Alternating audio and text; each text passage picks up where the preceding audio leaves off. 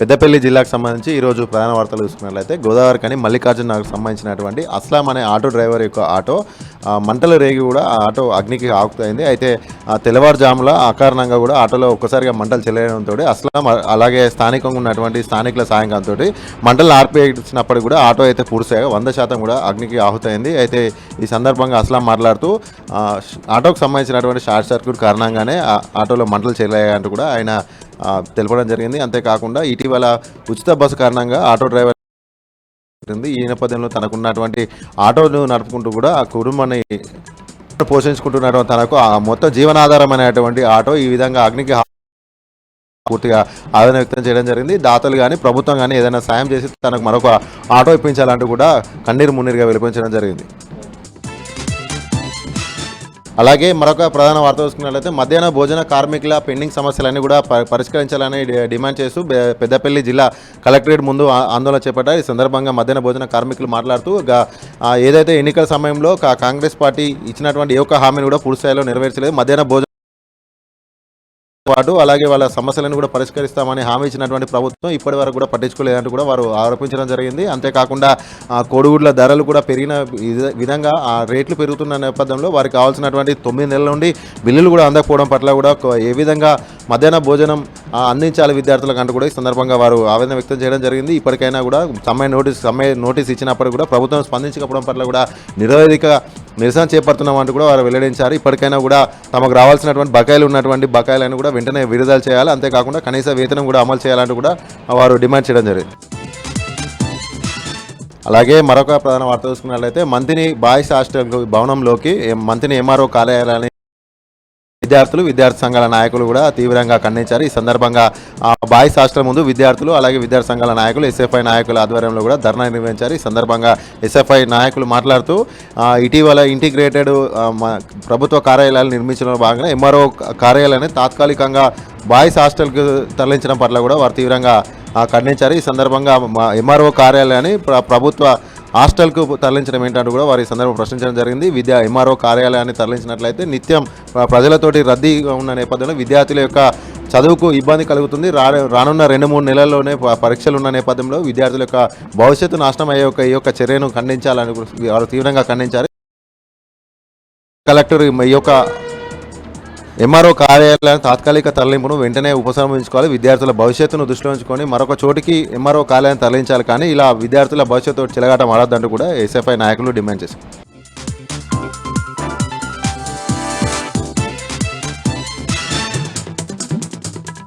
Maoist పార్టీకి మరో బారు ఎదురు దెబ్బ తగిలింది. ఆజాద్ అలియాస్ కోయడ సాంబయ్య అలియాస్ గోపన్న లొంగుబాటుతో ఆంధ్ర తెలంగాణ సరిహద్దు ప్రాంతమైనటువంటి అల్లూరు సీతారామరాజు భద్రాద్రి కొత్తగూడెం జిల్లా ఏరియా కమిటీ పూర్తిగా తుడిచిపెట్టుకుపోయినట్లయింది. ఆజాద్తో పాటు మొత్తం 8 సభ్యులు లొంగిపోయినటువంటి వారిలో మరొక దళ commander Abbas alias Ramesh alias Narayana కూడా ఉన్నట్టుగా తెలుస్తుంది. 8 మంది సభ్యులతో కలిసి ములుగు జిల్లా ఎస్పీని ఆశ్రయించినటువంటి ఆజాద్ తమ ఆయుధాలను సరెండర్ చేసి జనజీవన స్రవంతిలో కలిసిపోతున్నట్టుగా ఆయన సమ్మతి ఇచ్చినట్టుగా చెప్తున్నారు. ఇంకా ఈ లొంగుబాటును పోలీసు అధికారులు ధృవీకరించాల్సి ఉంది. ఇవాళ రేపో మీడియా సమావేశం నిర్వహించి ఆజాద్ లొంగుబాటును అధికారికంగా ప్రకటించబోతున్నారు. ఆజాద్ లొంగుబాటుతో ఆంధ్రప్రదేశ్ తెలంగాణ రాష్ట్రాల సరిహద్దులో ప్రాంతమైనటువంటి అటవీ ప్రాంతంలో పూర్తిగా మావోయిస్ట్ కార్యకలాపాలకు ఫుల్ స్టాప్ పడినట్టుగా చెప్పుకోవాలి. ఏదైతే అల్లూరు సీతారామరాజు జిల్లా భద్రాద్రి జిల్లా సరిహద్దు ప్రాంతం ఉందో ఛత్తీస్గఢ్కు కూడా ముఖద్వారంగా ఉంటుంది. ఇక్కడ ఆజాద్ చాలా కీలకంగా పనిచేసినటువంటి నాయకుడు. 2-3 దశాబ్దాలకు పైగా మావోయిస్ట్ జీవితం అనుభవించినటువంటి ఆజాద్ జనజీవన స్రవంతి కలవడంతో ఆ ప్రాంతంలో మావోయిస్ట్ పార్టీకి కోలుకోలేని దెబ్బ అయినట్టయిందని పోలీసు వర్గాలు చెప్తున్నాయి. నేడో రేపో ఈ లొంగిపోయినటువంటి 8 మంది మావోయిస్టులను మీడియా ముందు ప్రవేశపెట్టబోతున్నట్టుగా పోలీసు వర్గాలు చెప్తా ఉన్నాయి. భద్రాద్రి కొత్తగూడెం జిల్లాలో ఇసుక దందా యథేచ్ఛగా కొనసాగుతుంది. పాల్వంచ ఇందిరానగర్ కాలనీ దగ్గర 2 ఇసుక లారీలను ఒక ఇసుక ట్రాక్టర్ను పట్టుకున్నటువంటి రెవెన్యూ అధికారులు స్థానిక తహసీల్దార్ కార్యాలయానికి తరలించారు. ఎటువంటి పత్రాలు లేకుండా కనీసం కూపన్లు కూడా లేకుండా ఈ ఇసుక తరలిస్తున్నట్టుగా అధికారులు గుర్తించారు. దీని మీద విచారణ కొనసాగిస్తున్నట్టుగా తెలియజేశారు. యథేచ్ఛగా భద్రాద్రి కొత్తగూడెం జిల్లాలో ఉన్నటువంటి వాగులు వంకలతో పాటు గోదావరి ఇసుకను కూడా అక్రమార్కులు చెరబడుతున్నారు. అనేక సందర్భాల్లో దాడులు నిర్వహించి అదుపులోకి తీసుకొని వాహనాలు సీజ్ చేసినప్పటికీ ఈ దందా ఆగకపోవడం పట్ల స్థానికులు ఆగ్రహం వ్యక్తం చేస్తున్నారు. పక్క ప్రభుత్వం ఇందిరమ్మ ఇళ్లకు ఇసుక రవాణా చేస్తామని చెప్తున్నప్పటికీ దాన్ని ఆదాయ వనరుగా మార్చుకున్నటువంటి అక్రమార్కులు పేదలకు దక్కాల్సినటువంటి ఇసుకను కూడా పక్కదారి పట్టించి అమ్ముకుంటున్న ఆరోపణలు ఉన్నాయి. అధికారులు తక్షణమే స్పందించి ఇసుక రవాణాను అడ్డుకోవాలని ఇందిరమ్మ ఇళ్లకు ఉచిత ఇసుక ఇవ్వాలని స్థానికులు డిమాండ్ చేస్తా ఉన్నారు. ములుగు జిల్లా వాజేడు వెంకటాపురం మండలాల్లో పేదలకు వైద్యం అందించాల్సినటువంటి ఆసుపత్రులు ఉదయం 11 గంటల దాకా తెరుచుకోవడంతో ఏజెన్సీ ప్రాంత ప్రజలు కూలీలు తీవ్ర ఇబ్బందులు పడుతున్నారు. గత వారం రోజులుగా చలి విపరీతంగా ఉండటంతో జలుబు దగ్గు జ్వరంతో వంటి సమస్యలతో వృద్ధులు పిల్లలు అట్లాగే కూలీలు ఇబ్బందులు పడుతున్నారు. ఆసుపత్రికి వెళ్లేందుకు పొద్దున 8-9 గంటలకు వెళ్ళినప్పటికీ 11 గంటల ప్రైవేట్ ఆసుపత్రులను అట్లాగే ఆర్ఎంపీ వైద్యులను ఆశ్రయించాల్సి వస్తుందని 6 కాలం కష్టించి సంపాదించినటువంటి సొమ్మును ప్రైవేట్ దవాఖానాలకు దారబోస్తున్నామని చెప్పి ఏజెన్సీ ప్రాంత వాసులు ఇబ్బందులు పడుతున్నారు. కూలీనాలు చేసుకునే వాళ్ళు ఉదయం 9-10 గంటలకల్లా కూలి పనులకు వెళ్ళిపోయి ఆసుపత్రి 11 గంటల దాకా తెరవకపోవడంతో ప్రైవేట్ వైద్యులను ఆశ్రయించాల్సి వస్తుందని వారంతా ఆందోళన వ్యక్తం చేస్తున్నారు. ఉన్నతాధికారులు దృష్టి సారించి తక్షణమే పేదలకు వైద్యం అందించేటువంటి ప్రభుత్వ ఆసుపత్రులను సకాలంలో తెరిచేలాగా అట్లాగే మందులు ఇతర సామాగ్రి అందుబాటులో ఉంచేలాగా చర్యలు తీసుకోవాలని కలెక్టర్ను కోరుతా ఉన్నారు. ఖమ్మం జిల్లా వైరస్ సబ్ రిజిస్ట్రార్ కార్యాలయంపైన ఏసీబీ అధికారులు దాడులు నిర్వహించారు. పూర్తి స్థాయిలో అవినీతిలో కూరుకుపోయిందని సబ్ రిజిస్ట్రార్తో పాటు రిజిస్ట్రార్ కార్యాలయంలో పనిచేస్తున్న సిబ్బంది డాక్యుమెంట్ రైటర్లు కలిసి అక్రమ రిజిస్ట్రేషన్లు చేస్తున్నారు. దాంతోపాటు రిజిస్ట్రేషన్కి సంబంధించినటువంటి విషయాలలో అధికంగా డబ్బులు వసూలు చేస్తున్నటువంటి ఆరోపణల నేపథ్యంలో ఏసీబీ అధికారులు దాడి చేయడం ప్రాధాన్యత సంతరించుకుంది. సబ్ రిజిస్ట్రార్ కార్యాలయంలో ఉన్నటువంటి ఓ డాక్యుమెంట్ రైటర్ దగ్గర 2.5 లక్షల రూపాయల నగదును గుర్తించినటువంటి ఏసీబీ అధికారులు దాన్ని స్వాధీనం చేసుకుని దానికి సంబంధించినటువంటి లావాదేవీలపైన దృష్టి పెట్టారు. పలువురు డాక్యుమెంట్ రైటర్ల దగ్గర లభించినటువంటి దస్తావేజులను క్షుణ్ణంగా పరిశీలిస్తున్నారు. అక్రమ రిజిస్ట్రేషన్లు ఏమైనా జరుగుతున్నాయా, జరిగినటువంటి రిజిస్ట్రేషన్లో ఎంత మొత్తంలో డబ్బు తారుమారైంది, ఎవరి చేతులు మారింది అనేటువంటి విషయంలో కూడా కోణంలో కూడా పూర్తిస్థాయి విచారణ జరుపుతున్నట్టు ఏసీబీ డీఎస్పీ వై రమేష్ తెలియజేశారు.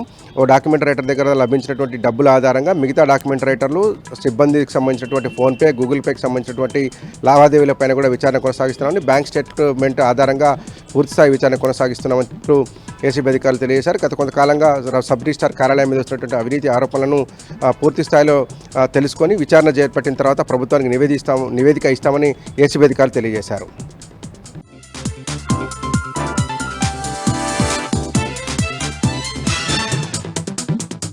నల్గొండ జిల్లా వార్తల విషయానికి వస్తే మిరాడ సబ్ రిజిస్టర్ కార్యాలయంపై ఏసీబీ అధికారులు దాడులు నిర్వహించారు. 6 గంటల పాటు లోతుగా విచారణ చేశారు.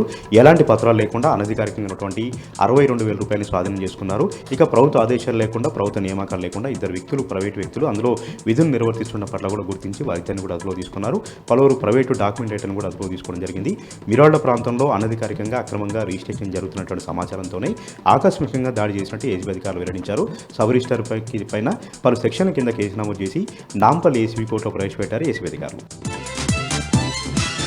నల్గొండ జిల్లా సంబంధించినటువంటి మరొక వార్త. నల్గొండ జిల్లా నాగార్జునసాగర్ ప్రభుత్వ ఆసుపత్రిలో వైద్యం వికటించి 17 మంది చిన్నారులకు తీవ్రంగా అస్వస్థతకు గురయ్యారు. వారందరినీ కూడా ఐసీయూలో ఉంచి వైద్యం అందజేస్తూ ఉన్నారు. నిన్న రాత్రి అక్కడికి వచ్చినటువంటి చిన్నారులకు అక్కడ ఉన్న నర్సులు ఇంజక్షన్లు వేసినట్టుగా చెప్తూ ఉన్నారు. ఇంజక్షన్లు వేసిన అర్ధగంట తర్వాత తీవ్రమైనటువంటి కడుపు నొప్పి, వాంతులు, విరోచనాలతో పిల్లలందరూ కూడా అపస్మారక స్థితిలో వెళ్ళినట్టుగా కూడా తల్లిదండ్రులు చెప్తా ఉన్నారు. వెంటనే వారందరినీ కూడా ఐసీయూలో ఉంచి వైద్యం చేస్తూ ఉన్నారు. అయితే ఈ ఘటన పట్ల విచారణ కమిటీని కూడా ఆదేశించింది తెలంగాణ ప్రభుత్వం. అయితే పూర్తిగా నిర్లక్ష్యంగా నర్సులు వైద్యం చేయడంతోనే ఈ పరిస్థితి వచ్చిందంటూ కూడా అక్కడ విచారణ తేలింది. డ్యూటీ డాక్టర్లు చిల్డ్రన్ స్పెషలిస్ట్ లేకపోవడంతోనే ఇంజక్షన్లు వేయరాక వికటించాయని కూడా అక్కడ ఉన్నటువంటి తల్లిదండ్రులు ఆరోపణ చేస్తూ ఉన్నారు. నల్గొండ జిల్లా సంబంధించినటువంటి మరొక వార్త. నల్గొండ జిల్లా దేవరకొండ నియోజకవర్గంలో బీఆర్ఎస్ పార్టీలోకి చేరికలు వెలువలా కొనసాగుతున్నాయి. ఈరోజు దేవరకొండ మాజీ ఎమ్మెల్యే రవీంద్ర కుమార్ సమక్షంలో డిండి మండలానికి సంబంధించినటువంటి 100 మంది కాంగ్రెస్ బీజేపీ కార్యకర్తలు బీఆర్ఎస్ పార్టీలో చేరారు. వారందరూ కూడా గులాబీ కండోలం కప్పి సాదరంగా ఆహ్వానించారు రవీంద్ర కుమార్.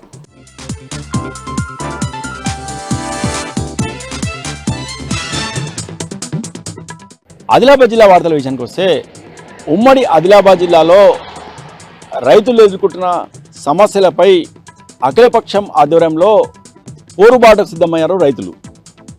ఈ నెల 21వ తేదీన హైదరాబాద్ నాగ్పూర్ 44వ నంబర్ జాతీయ రహదారిపై బోరజ్ వద్ద అఖిలపక్షం ఆధ్వర్యంలో ధర్నాకు పిలుపునిచ్చారు. ఈ ధర్నాకు సంబంధించిన కరపత్రాలను బీఆర్ఎస్ పార్టీ కార్యాలయంలో బీఆర్ఎస్ పార్టీ జిల్లా అధ్యక్షుడు మాజీ మంత్రి జోగు రామన్నతో పాటు అఖిలపక్ష నాయకులు, వామపక్ష నాయకులు విడుదల చేశారు. ఈ సందర్భంగా జోగు రామన్న మాట్లాడుతూ రైతాంగ సమస్యలను పరిష్కరించడంలో కేంద్ర రాష్ట్ర ప్రభుత్వాలు పూర్తిగా విఫలమయ్యాయని, అందుకే అఖిలపక్షం ఆధ్వర్యంలో ఈ ఆందోళన కార్యక్రమానికి శ్రీకారం చుట్టినట్టు జోగు రామన్న పేర్కొన్నారు.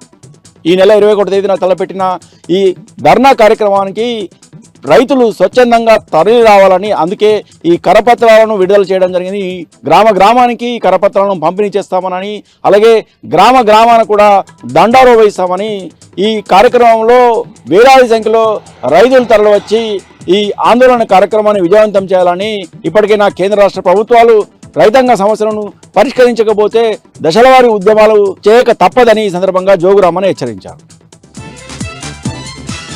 ఇక మరో వార్త విషయానికి వస్తే భగవాన్ బిర్సా ముండా 150వ జయంతిని జిల్లా వ్యాప్తంగా ఘనంగా నిర్వహించారు.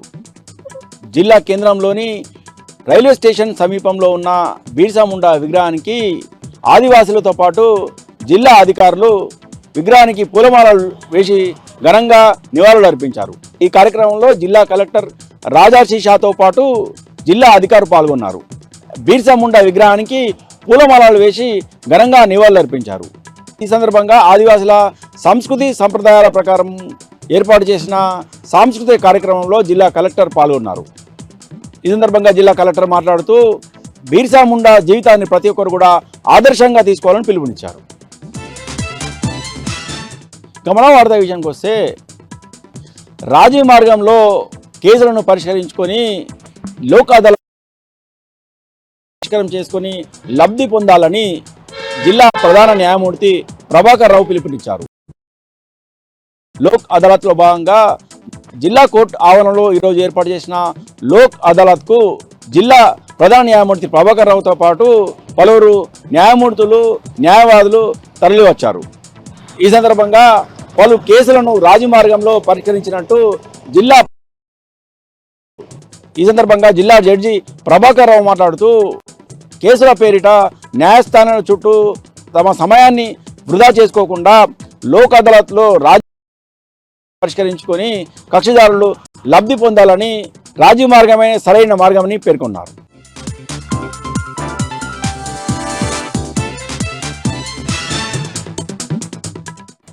ఎన్నికల సమయంలో రేవంత్ రెడ్డి బీసీలకు ఇచ్చిన హామీని నిలబెట్టుకోవాలని డిమాండ్ చేస్తూ ఎన్నికలలో 42% రిజర్వేషన్ను అమలు చేయాలని కోరుతూ ఇవాళ కామారెడ్డి జిల్లా కేంద్రంలో గతంలో పీసీసీ అధ్యక్షుడు హోదాలో అప్పటి పీసీసీ అధ్యక్షుడు ఇప్పటి ముఖ్యమంత్రి ఇచ్చిన హామీ మేరకు 42% రిజర్వేషన్లను తక్షణమే అమలు చేయాలని డిమాండ్ చేస్తూ కామారెడ్డి జిల్లా కేంద్రంగా ఇవాళ సత్యాగార్డెన్లో బీసీ ఆక్రోశన సభ జరిగింది. ఈ సభకు పెద్ద ఎత్తున రాష్ట్ర నలుమూలల నుంచి బీసీలు హాజరయ్యడం జరిగింది. ఈ సభ అధ్యక్షుడిగా జస్టిస్ ఈశ్వరయ్య, అదేవిధంగా మాజీ ఐఏఎస్ అధికారి చిరంజీవి నేతృత్వంలో జరిగిన ఈ సభకు పలు డిమాండ్లు చేశారు. గతంలో రేవంత్ రెడ్డి మాట ఇచ్చి తప్పుకున్నాడు. ఇప్పుడు తక్షణమే రేపటి స్థానిక సంస్థల ఎన్నికల్లో బీసీలకు 42% రిజర్వేషన్ను అమలు చేయాలని సభ ఏకగ్రీవంగా డిమాండ్ చేస్తుంది. ఈ సభతో పాటు రానున్న రోజుల్లో తెలంగాణ రాష్ట్రంలో ప్రతి జిల్లాలో కూడా ఈ సభను ఏర్పాటు చేసి కాంగ్రెస్ ని నిలదీస్తామని ముక్తకంఠంగా డిమాండ్ చేసింది సభ. ఇక కామారెడ్డి జిల్లా ప్రధాన వార్తల విషయానికి వస్తే కామారెడ్డి జిల్లా ఎల్లారెడ్డి నియోజకవర్గంలో కాంగ్రెస్ పార్టీలో అసంతృప్తి జ్వాలలు రోజు రోజుకు బయటపడుతున్నాయి. సదాశివనగర్ మండలానికి సంబంధించిన మహమ్మద్ ఇర్షద్ అనే కాంగ్రెస్ నాయకుడు తన సోదరి చిత్రచికిత్స కొరకు 32 లక్షలైతే సీఎంఆర్ఎఫ్ ద్వారా కేవలం 60,000 రూపాయలు ఎమ్మెల్యే మదన్ మోహన్ మంజూరు చేయించాడని ఆగ్రహం వ్యక్తం చేస్తూ 60,000 చెక్కును ఇవాళ చింపివేయడం జరిగింది. గత కొద్ది రోజుల నుంచి ఎమ్మెల్యేకు అనుకూలంగా ఉంటున్నటువంటి ఇర్షద్ తన అనుచర వర్గంగా ముద్రపడ్డటువంటి తనను ఎమ్మెల్యే ఏమాత్రం పట్టించుకోకుండా 32 లక్షలకు సంబంధించిన బిల్ అయితే కేవలం 60,000 రూపాయలు ఇవ్వడం పట్ల ఆగ్రహం వ్యక్తం చేస్తూ చెక్కును చింపివేయడం జరిగింది. ఈ విషయం జిల్లా వ్యాప్తంగా చర్చనీయాంశంగా మారింది. ఎల్లారెడ్డి నియోజకవర్గంలో ప్రతిరోజు ఇదే ఎక్కడొక్కడ కాంగ్రెస్ వర్గ విభేదాలు తారాస్థాయికి చేరుతున్నాయి, బయటపడుతున్నాయి. నమ్మి ఓట్లేస్తే ఎమ్మెల్యే మదన్ మోహన్ ఇవాళ ముఖం చాటేస్తుందని, అనుచరులను కాపాడుకోవడంలో విఫలమవుతుందని, ఎమ్మెల్యేకు అనుకూలంగా ఉన్న వ్యక్తులను సైతం కష్ట సమయంలో ఆదుకోలేకపోతున్నారని ఆగ్రహం వ్యక్తం చేస్తున్నారు సీనియర్ కాంగ్రెస్ నాయకులు, కార్యకర్తలు.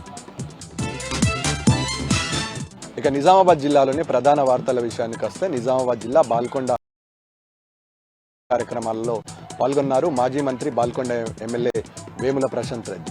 మాజీ రాజ్యసభ సభ్యులు జోగిన్పల్లి సంతోష్ కుమార్ నిధులతో గతంలో మంజూరు చేస్తున్నటువంటి 1,03,00,000 నిధులతో వేల్పూర్లో ప్రైమరీ స్కూల్ భవన నిర్మాణానికి శంకుస్థాపన చేశారు. గతంలో 2,20,00,000తో బాల్కొండ నియోజకవర్గంలో పలు అభివృద్ధి కార్యక్రమాలను శంకుస్థాపన చేసిన మాజీ మంత్రి బాల్కొండ ఎమ్మెల్యే ప్రశాంత్ రెడ్డి ఇవాళ 1,03,00,000 నిధులతో వేల్పూర్ మండల కేంద్రంలో ప్రైమరీ స్కూల్ భవన నిర్మాణానికి ఏర్పాటు చేస్తారు. బాల్కొండ నియోజకవర్గానికి గతంలో పెద్దపీట వేశారు రాజ్యసభ సభ్యులు జోగినిపల్లి సంతోష్ కుమార్. ఆయన నిధులతో అనేక అభివృద్ధి కార్యక్రమాలు చేపట్టడం జరిగిందని బాల్కొండ నియోజకవర్గ తరపున మాజీ రాజ్యసభ సభ్యులు జోగినిపల్లి సంతోష్ కుమార్కు కృతజ్ఞతలు తెలిపారు మాజీ మంత్రి బాల్కొండ ఎమ్మెల్యే వేముల ప్రశాంత్ రెడ్డి.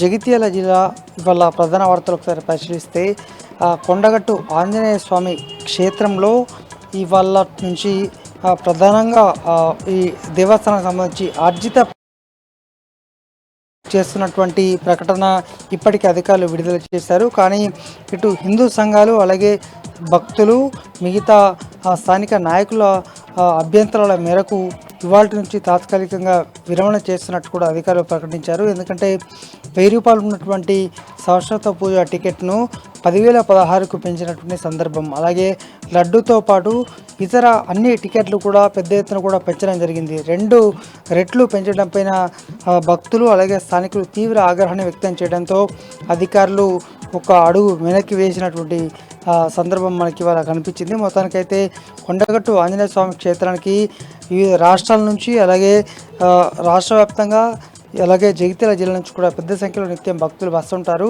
మంగళ శనివారాల్లో అయితే పెద్ద సంఖ్యలో కూడా వస్తారు. ఈ క్రమంలో ఇవాళ అధికారులు అయితే కీలక నిర్ణయం తీసుకున్నారు. తాము ఎటువంటి టికెట్లు రేట్లు పెంచబోవట్లేదు, తాము తాత్కాలికంగా వాయిదా వేస్తున్నట్టయితే అధికారులు ఇప్పటికీ ప్రకటించారు. మొత్తానికైతే కొండగట్టు ఆంజనేయ స్వామి పూజలు యథావిధిగా పాత ధరల ప్రకారమే పూజలు అర్జిత సేవలు కూడా యథావిధిగా కొనసాగుతాయని ఈ సందర్భంగా అధికారులు తెలిపినటువంటి సందర్భం. మరొక వార్త, జగిత్యాల జిల్లా కేంద్రంలోని లడ్డు కాజా హోటల్ సమీపంలో ఇటీవల బీఆర్ఎస్ జెండా గద్దె కూల్చివేశారు.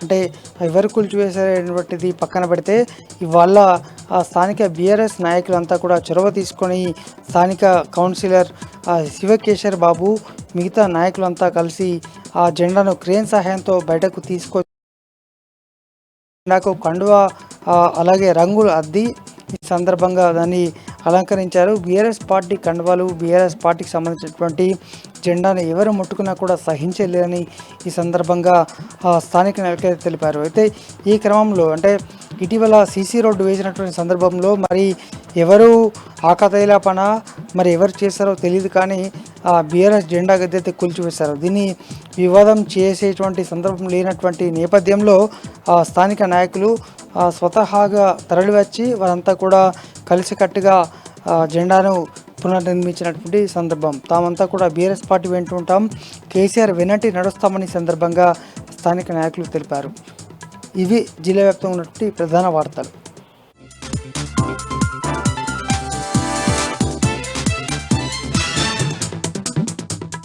వనపర్తి జిల్లా కొత్తకోట మండలం నాటవెల్లి గ్రామ సమీపంలో హైదరాబాద్ బెంగళూరు జాతీయ రహదారిపై రోడ్డు ప్రమాదం జరిగింది. గుర్తు తెలియని వాహనం ఢీకొని బైక్ పై వెళ్తున్న వ్యక్తి అక్కడికక్కడే మృతి చెందాడు.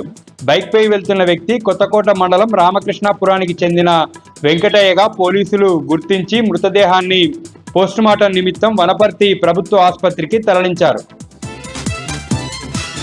వనపర్తి జిల్లా పోలీసు సేవల ప్రమాణాల్ని పెంచడమే లక్ష్యమన్నారు ఎస్పీ రావుల గిరిధర్. వార్షిక తనిఖీల్లో భాగంగా ఆత్మకూరు సర్కిల్ ఆఫీస్లో సిబ్బంది పనితీరుని రికార్డులను ఆయన పరిశీలించారు. నేరాలు అరికట్టడానికి పటిష్టమైన చర్యలు చేపట్టాలని, గస్తీ పెట్రోలింగ్ నిర్వహిస్తూ ఎలాంటి అసాంఘిక కార్యకలాపాలు జరగకుండా పర్యవేక్షించాలని ఎస్పీ సిబ్బందికి సూచించారు. వనపర్తి జిల్లా వనపర్తి అభివృద్ధి కోసం పేదల మనిషి ప్రజల డాక్టర్ మాజీ ఎమ్మెల్యే బాలకిష్టయ్య ఎంతో కృషి చేశారన్నారు మాజీ మంత్రి నిరంజన్ రెడ్డి. జిల్లా కేంద్రంలోని ప్రభుత్వ హాస్పిటల్ వద్ద మాజీ ఎమ్మెల్యే బాలకిష్టయ్య శత జయంతి సందర్భంగా ఆయన విగ్రహానికి పూలమాల వేసి మాజీ మంత్రి నిరంజన్ రెడ్డి ఘనంగా నివాళులు అర్పించారు. ఈ సందర్భంగా వనపర్తి అభివృద్ధికి ఆయన చేసిన సేవలను స్మరించుకున్నారు.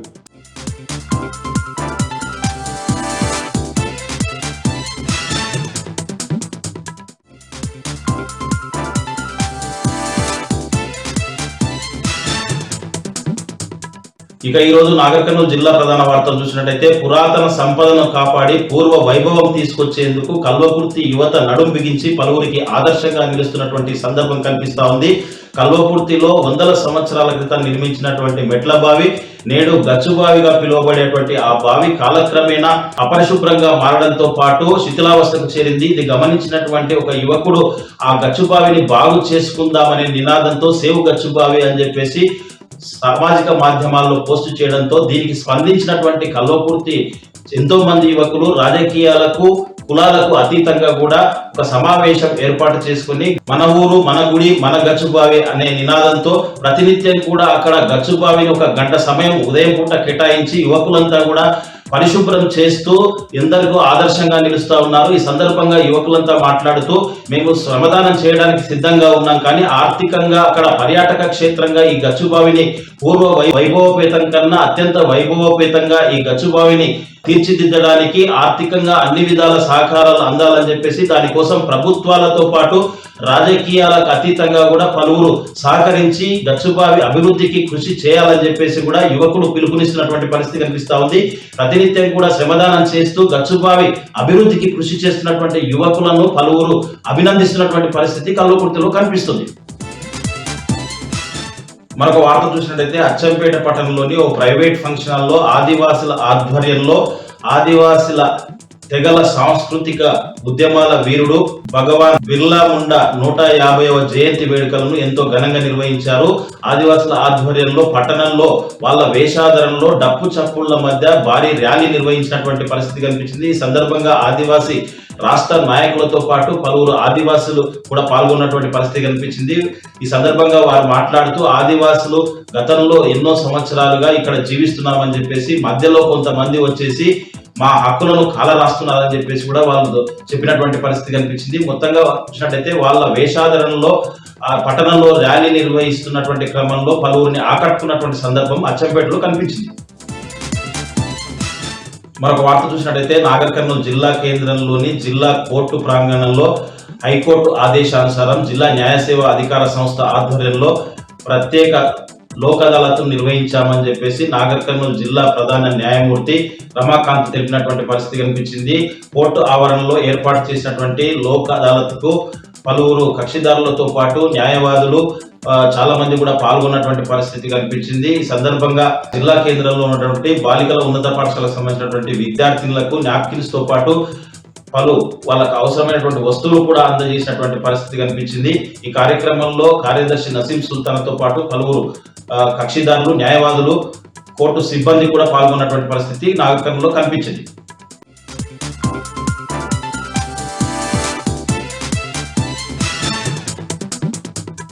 జనగామ జిల్లా ప్రధాన వార్తలను పరిశీలించినట్టయితే రౌనాలపల్లి మండల కేంద్రంలో మాజీ ఉప ముఖ్యమంత్రి తాటికొండ రాజయ్య మీడియా సమావేశం నిర్వహించారు. ప్రధానంగా అకాల వర్షాలతో రైతులు ఇబ్బందులు పడుతూ ఉన్నారని, ప్రధానంగా నెల రోజుల క్రితం ఏర్పాటు చేసినటువంటి ధాన్యపు కొనుగోలు సెంటర్లలో కూడా ఇంకా కొనుగోలు జరగడం లేదని ఆయన చెప్పినటువంటి పరిస్థితి కనిపిస్తూ ఉంది.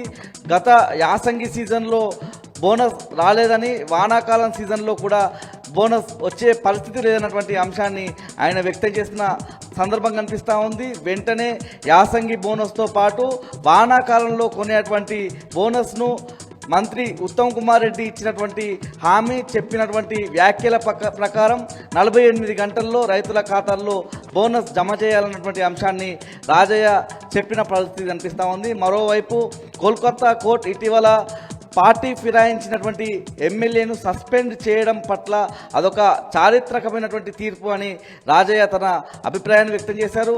మరోవైపు రాష్ట్రంలో 10 మంది ఎమ్మెల్యేలు కాంగ్రెస్ కండువా కప్పుకొని అభివృద్ధి కోసమే సీఎం రేవంత్ రెడ్డి దగ్గరికి వెళ్ళాము, మేము పార్టీ మారలేదు, బీఆర్ఎస్లోనే కొనసాగుతున్నామని చెప్తా ఉన్నారని. అయితే కాంగ్రెస్ పార్టీ ప్రజా వ్యతిరేక విధానాల మీద వీళ్ళంతా కూడా ఎవరైతే 10 మంది పార్టీ ఫిరాయించిన ఎమ్మెల్యేలంతా కూడా పోరాడాలని ఈ సందర్భంగా రాజయ్య చెప్పారు.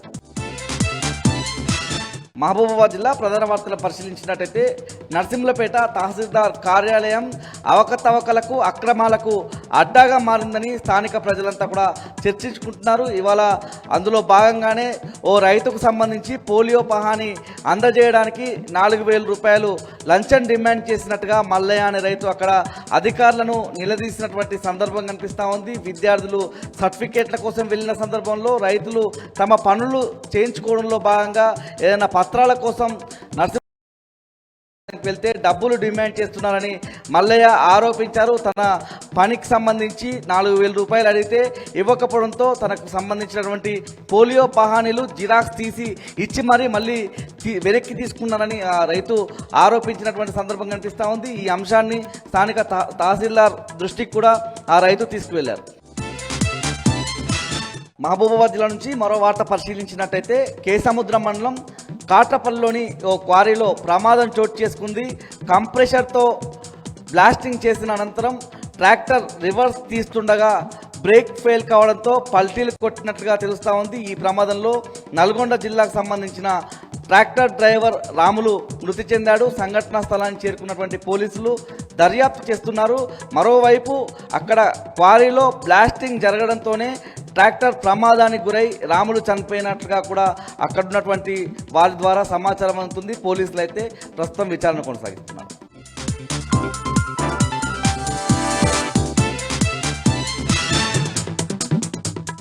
తమ కాలనీలో రోడ్డు వేయాలని డిమాండ్ చేస్తూ తాండూరు పట్టణంలోని వార్డు నెంబర్ 7లో ప్రజలు ఆందోళన దిగారు.